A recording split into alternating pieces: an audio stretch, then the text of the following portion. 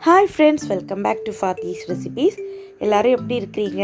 இன்னைக்கு என்ன ரெசிபி பார்க்க போறோம்னா பீஃப் ரோஸ்ட் எப்படி சூப்பரா பண்றது அப்படினு தான் பார்க்க போறோம். நெக்ஸ்ட் டைம் பீஃப் வாங்கும்போது இந்த ரெசிபி ட்ரை பண்ணி பாருங்க. வீட்ல இருக்கிறவங்க எல்லாருக்குமே ரொம்ப நல்லா பிடிக்கும். அந்த அளவுக்கு டேஸ்டா இருக்கும். வீடியோக்குள்ள போறதுக்கு முன்னாடி யாரெல்லாம் நம்ம சேனலை புதுசா பார்க்குறீங்களோ and யாரெல்லாம் இதுவரைக்கும் சப்ஸ்கிரைப் பண்ணாம பார்க்குறீங்களோ அவங்கெல்லாம் மறக்காம சப்ஸ்கிரைப் பண்ணி அது பக்கத்துல இருக்கிற நோட்டிஃபிகேஷன் பெல் ஐகானும் பிரஸ் பண்ணிட்டு பாருங்க. ஸோ என்ன போடுற வீடியோஸ் எல்லாம் உங்கள் மொபைல் நோட்டிஃபிகேஷனுக்கு வந்துடும். இப்போ எப்படி பண்ணுறதுன்னு பார்க்கலாம். வீடியோக்குள்ளே போகலாம். பீஃப் ரோஸ்ட் பண்ணுறதுக்கு தேவையான மசாலா ஆட் பண்ணிக்கலாம். 1/2 கிலோ அளவுக்கு நான் போன்லெஸ் பீஃப் எடுத்துருக்கிறேன். நல்லா வாஷ் பண்ணி எடுத்துருக்கிறேன். நீங்கள் போனோடு கூடிய பீஃப் வேணாலும் எடுத்துக்கலாம். இதில் 1 tablespoon ginger garlic paste add பண்ணியிருக்கிறேன். இப்போ பாக்கியுள்ள மசாலா எல்லாம் ஆட் பண்ணிடலாம். 1/2 டீஸ்பூன் அளவுக்கு க்ரஷ் செய்த பெப்பர் ஆட் பண்ணியிருக்கிறேன். உங்ககிட்ட பெப்பர் பவுடர் இருந்ததுன்னா அது கூட ஆட் பண்ணிக்கலாம். அப்புறமா 1/4 டீஸ்பூன் மஞ்சள் தூள், 1/2 டேபிள் ஸ்பூன் அளவுக்கு காஷ்மீரி சில்லி பவுடர் எடுத்துருக்கிறேன். உங்ககிட்ட காஷ்மீரி சில்லி பவுடர் இல்லைன்னா நீங்கள் சாதா ஆர்டினரி மிளகாய் தூள் கூட ஆட் பண்ணிக்கலாம். ஆனால் 1 டேபிள் ஸ்பூன் நீங்கள் ஆட் பண்ணால் போதும். அப்புறமா 1 டேபிள் ஸ்பூன் அளவுக்கு பெருஞ்சீரகத்தூள் ஆட் பண்ணியிருக்கிறேன். பெருஞ்சீரகத்தூள் அதாவது சோம்பு தூள் ஆட் பண்ணியிருக்கிறேன். 1 டேபிள் ஸ்பூன் அளவுக்கு மல்லித்தூள் ஆட் பண்ணிக்கிறேன். அதாவது தனியாத்தூள் அப்படின்னு சொல்லுவாங்க, அதை ஆட் பண்ணிக்கலாம். அப்புறமா பீஃப்க்கு தேவையான சால்ட் ஆட் பண்ணிக்கலாம். 1/2 டீஸ்பூன் அளவுக்கு கரம் மசாலா ஆட் பண்ணிக்கோங்க. இப்போ 1 கொத்து அளவுக்கு கருவேப்பிலை எடுத்துருக்கிறேன், அதுவும் சேர்த்து இதில் ஆட் பண்ணிக்கலாம்.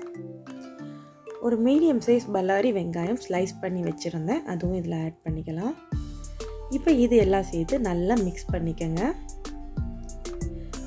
மிக்ஸ் பண்ணி ஒரு 1/2 மணி நேரம் நல்லா மேரினேட் பண்ணிக்கலாம். அப்போ தான் அந்த மசாலாலாம் நல்லா பிடிச்சு வரும். 1/2 மணி நேரத்துக்கு அப்புறமா நான் நம்ம மேரினேட் பண்ணி வச்சுருந்த பீஃபை நான் குக்கரில் ட்ரான்ஸ்ஃபர் பண்ணியிருக்கிறேன். அதில் 1 tablespoon coconut oil add பண்ணிக்கிறேன். அப்புறமா பீஃப் குக் ஆகிறதுக்கு ஒரு 1/2 கப் அளவுக்கு வாட்டர் ஆட் பண்ணிக்கலாம். இப்போ குக்கரை க்ளோஸ் பண்ணி பீஃப் 90% நல்லா குக் ஆகணும். அது வரைக்கும் நல்லா குக் பண்ணிக்கோங்க. இப்போ பீஃப் நல்லா குக் பண்ணிக்கலாம். இப்போ பீஃப் நல்லா குக் ஆகிடுச்சு. பீஃப் குக் ஆனதுக்கப்புறமா இப்போ ஒரு பேன் வச்சுருக்கிறேன். நான்ஸ்டிக் பேனில் 4 tablespoon coconut oil add பண்ணி அது நல்லா ஹீட் ஆனதுக்கப்புறமா 3 பெரிய சைஸ் வெங்காயம் அதை ஸ்லைஸ் பண்ணி ஆட் பண்ணியிருக்கிறேன். இப்போ இதை நல்லா வதக்கிக்கலாம். வெங்காயம் வதங்கிக்கிட்டு இருக்கும்போதே 2 பச்சை மிளகாய் ஆட் பண்ணிக்கலாம். அப்புறமா 1 டேபிள் ஸ்பூன் ஜிஞ்சர் கார்லிக் பேஸ்ட்டும் ஆட் பண்ணி இன்னும் நல்லா வதக்கிக்கோங்க. வெங்காயம் வதங்குறதுக்கு தேவையான சால்ட் ஆட் பண்ணி வதக்குங்க. எப்போவுமே வெங்காயம் வதக்கும் போது சால்ட் ஆட் பண்ணி வதக்குனீங்கன்னா சீக்கிரமாகவே வதங்கிடும். இப்போ நம்ம குக் பண்ண பீஃப் சூப்பராக ரெடி ஆகிடுச்சு. பீஃபில் எக்ஸஸாக வாட்டர் இருந்துச்சு அப்படின்னா இந்த கிரேவியோட நீங்கள் ஆட் பண்ணிக்கலாம். இப்போ இதில் வாட்டர் எதுவுமே இல்லை, நல்லா ட்ரையாக தான் இருக்குது. ஸோ அப்படியே நான் ஆட் பண்ணிப்பேன். வெங்காயம் இந்த அளவுக்கு நல்லா வதங்கினதுக்கப்புறமா நம்ம கட் பண்ணி வச்சுருக்கிற தக்காளி ஆட் பண்ணிக்கலாம். நான் ஒரு பெரிய சைஸ் தக்காளி ஆட் பண்ணியிருக்கிறேன். சின்ன சைஸ் அப்படின்னா நீங்கள் 2 தக்காளி ஆட் பண்ணிக்கலாம். இப்போ இதை நல்லா வதக்கிக்கோங்க. இப்போ சாப் பண்ணி வச்சுருக்கிற 2 டேபிள் ஸ்பூன் மல்லி இலை ஆட் பண்ணலாம். இப்போ இதையும் சேர்த்து நல்லா வதக்கிக்கலாம். அது கூடவே 1 கொத்தளவுக்கு கருவேப்பிலையும் ஆட் பண்ணி கொடுங்க. இப்போ இதெல்லாம் சேர்த்து நல்லா வதக்கிக்கலாம். வெங்காயம் தக்காளி எல்லாம் நல்லா வதங்கணும், அது வரைக்கும் நல்லா வதக்கிக்கங்க. இப்போ நம்ம மசாலா ஐட்டம்ஸ் எல்லாம் ஆட் பண்ணிக்கலாம். இப்போ வெங்காயம் தக்காளி நல்லா வதங்கிடுச்சு. நம்ம ஆல்ரெடி இந்த பீஃப் குக் பண்ணும்போதே மசாலா ஆட் பண்ணியிருக்கிறோம். ஸோ இப்போ கொஞ்சம் கம்மியாக தான் ஆட் பண்ண போகிறோம். 1 டீஸ்பூன் பெருஞ்சீரகத்தூள், 1 டீஸ்பூன் மல்லித்தூள், 1/2 டீஸ்பூன் கரம் மசாலா, 1/4 டீஸ்பூன் மஞ்சள் தூள், 1/2 டீஸ்பூன் க்ரஷ் பண்ண பெப்பர், அப்புறமா 1 டீஸ்பூன் காஷ்மீரி சில்லி பவுடர் அல்லைன்னா சாதா மிளகாய் தூள் ஆட் பண்ணி நல்லா வதக்கிக்கலாம். இப்போ இந்த மசாலாவோட ஸ்மெல்லாம் நல்லா போகட்டும், அது வரைக்கும் நல்லா வதக்கிக்கலாம். இப்போ மசாலாவோட ஸ்மெல்லாம் போய் இந்த மாதிரி லைட்டாக எண்ணெய் பிரிஞ்சு வரும். இந்த டைமில் கொஞ்சமாக வாட்டர் ஆட் பண்ணிக்கலாம். இப்போ நம்ம ஆட் பண்ண வாட்டர் லைட்டாக கொதிக்கணும், அது வரைக்கும் நம்ம வெயிட் பண்ணலாம். நான் இப்போ இந்த பீஃப் ரோஸ்ட் நல்லா திக்காக தான் வைக்க போகிறேன். உங்களுக்கு வந்துட்டு கொஞ்சம் செமி கிரேவியாக வேணும் அப்படின்னா கொஞ்சம் கூட வாட்டர் ஆட் பண்ணிக்கலாம். இங்கே வாட்டர் ஆட் பண்ணும்போது கொஞ்சம் கவனமாக பார்த்துக்கோங்க. பீஃபில் வாட்டர் எக்ஸஸாக இருந்ததுன்னா அந்த வாட்டரை இதில் ஆட் பண்ணிக்கலாம். பீஃபில் இல்லைன்னா நீங்கள் வந்துட்டு நார்மல் வாட்டர் நம்ம ஆட் பண்ணிக்கலாம். இப்போ இந்த வாட்டர் கொஞ்சம் கொதிக்கட்டும். இந்த மாதிரி வாட்டர் கொதிக்கும் போது நம்ம ஏற்கனவே குக் பண்ணி வச்சுருக்கிற, அதாவது 90% நல்லா குக் பண்ணி வச்சுருக்கிற பீஃபை இதில் ஆட் பண்ணிக்கலாம்.